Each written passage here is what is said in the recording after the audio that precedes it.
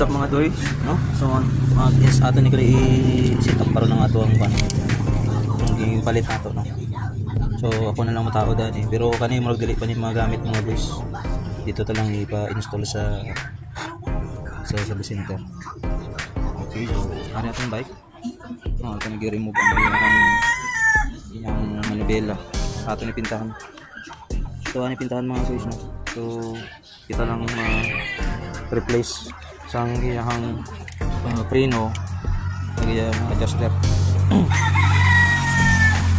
Okay, so mga boys actually it is done. Alright,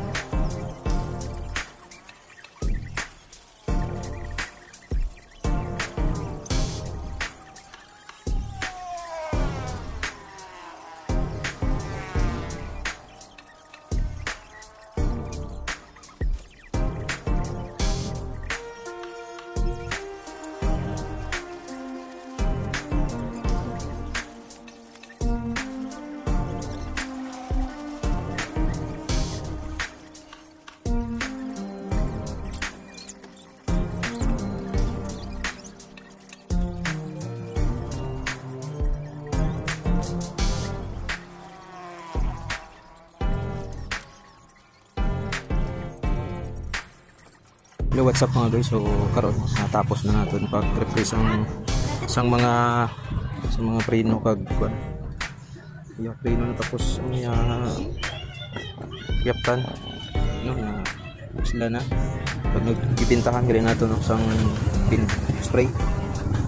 So dire mga idol is kulang pa ni dito lang natin para sa service center. Okay, kaya ang ari magud na connector dire ni sa tan. Dira adjuster diri niya pero wala man ta.